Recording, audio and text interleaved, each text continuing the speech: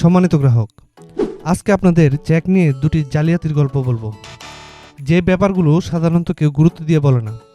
হয়তো আজকের এই 3 মিনিটের ভিডিওটি আপনাকে ভবিষ্যতে মারাত্মক চেক জালিয়াতির হাত থেকে রক্ষা করতে পারে। তো প্রথম গল্পটি হলো চেক ট্যাম্পারিংয়ের।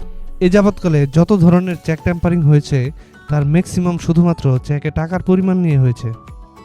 ধরেন আপনার ব্যবসায়িক লেনদেনের জন্য কাউকে এই 10,000 টাকার চেকটি দিলেন। কাকে দিলেন? রুবেল নামের একজনকে। এবং চেকটি আমার এখানে যেভাবে লেখা এইভাবে লিখে দিলেন। এই যে এই জায়গাটায় আর এখানে আপনি ইচ্ছায় বা অনিচ্ছায় ফাঁকা রেখে দিলেন। এখন এই যে রুবেলকে চেকটি দিলেন, সে কিন্তু মানুষ ভালো না, আর সে কিন্তু এই চেকের নিয়ম কানুন ফাঁক ফুকর এগুলো জানে।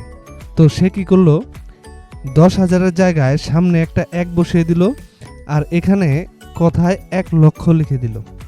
এখন এই চেকটা যে 10,000-এর ছিল সেটা কিন্তু বোঝার কোনো উপায় নেই। এখন রুবেল কিন্তু ব্যাংকে গিয়ে চেকটি কাউন্টারে দিলে তাকে 1,10,000 টাকাই ব্যাংক তাকে দিবে। আপনি হাজার কান্নাকাটি করলেও আপনি ব্যাংকে প্রমাণ করতে পারবেন না এটা 10,000 টাকার চেক ছিল। এখন বলতে পারেন আপনার অ্যাকাউন্টে যদি 1,10,000 টাকা না থাকে তাহলে তো ব্যাংক 1,10,000 টাকা রুবেলকে দিতে পারবে না, আপনি বেঁচে গেলেন। আরে না ভাই, অ্যাকাউন্টে যদি টাকা না থাকে সেটা আরও ভয়ানক। এই চেক নিয়ে যদি রুবেল মামলা করে তাহলে নেগোশিয়েবল ইনস্ট্রুমেন্ট অ্যাক্টে আপনি 1 বছরের জেল বা চেকে উল্লিখিত টাকার 3 গুণ জরিমানা অথবা উভয় দণ্ডে দণ্ডিত হতে পারেন। তাহলে ভাই এখান থেকে আমাদের কি শিক্ষা হলো? অবশ্যই এই জায়গাটা ফাঁকা রাখা যাবে না, আর এই প্রথম থেকে লিখতে হবে। অথবা যদি এরকম ফাঁকা থেকেও যায় তাহলে এভাবে সমান দিয়ে জায়গাটা ব্লক করে দিবেন। আর অঙ্কে লেখার ক্ষেত্রে অবশ্যই এভাবে আগে সমান এবং শেষে এই চিহ্ন দিয়ে ব্লক করে দিবেন।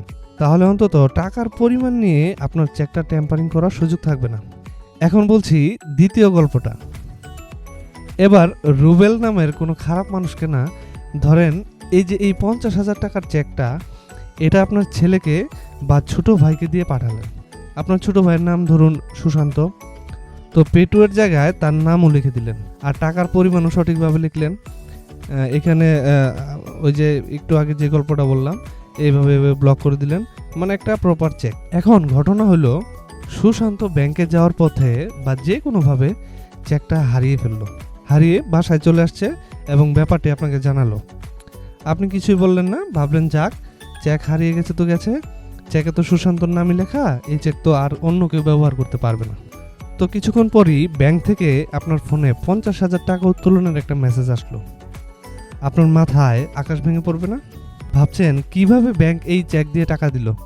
আরে ভাই, টাকা দেওয়ার অপশন তো আপনি নিজেই খোলা রেখেছেন। এই যে এখানে অর বিয়ারার যে লেখাটা, অথবা বাংলায় যে চেকগুলো লেখা থাকে সেখানে বাহক লেখা থাকে, অথবা বাহক এইভাবে লেখা থাকে। এই লেখাটাই হলো সেই শুভঙ্করের ফাঁকি। একটু লক্ষ্য করে দেখুন, এটা যদি আপনি পড়েন যে পেটু সুশান্ত অর বিয়ারার, মানে হচ্ছে এই চেকটি সুশান্ত বা অন্য যে কোনো বাহক যদি ব্যাংকের কাউন্টারে এই চেকটি প্লেস করে, ব্যাংক কিন্তু আইনত তাকে টাকা দিতে বাধ্য। তো আপনার টাকা কিন্তু এইভাবেই অন্য কেউ তুলে নিতে পারে। এখন এই সমস্যা দূর করার উপায় কি? খুব সহজ উপায় রয়েছে। দেখুন, এখানে বিয়ারার কথাটা কেটে এটার উপর সুন্দর করে একটা সিগনেচার করে দিবেন। এতে কি হবে, এখন দেখুন এখানে পেটু সুশান্ত লেখা আর বিয়ারার অপশনটা আপনি বন্ধ করে দিয়েছেন। তো ব্যাংক কিন্তু এখন সুশান্ত ছাড়া এই চেকের টাকা অন্য কাউকে প্রদান করবে না।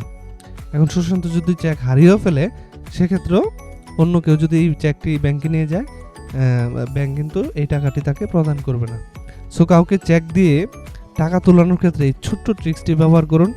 এতে আপনার চেক এবং অ্যাকাউন্ট দুটি সুরক্ষিত থাকবে, এবং অন্যকে দিয়ে টাকা ওঠানোর ক্ষেত্রে যে টাকাটি উঠাতে যাবে তার এনআইডি তার সাথে রাখতে বলবেন। তো চেক নিয়ে আপনাদের লেনদেন হোক নিরাপদ, এই কামনা রইল। চেক রাইটিং, ব্যাংকিং ও লেনদেন বিষয়ক তথ্য নির্ভর ভিডিও পেতে চ্যানেলটি সাবস্ক্রাইব করে রাখবেন এবং পরবর্তী ভিডিও দেখার আমন্ত্রণ জানিয়ে এখানে বিদায় নিচ্ছি। ধন্যবাদ।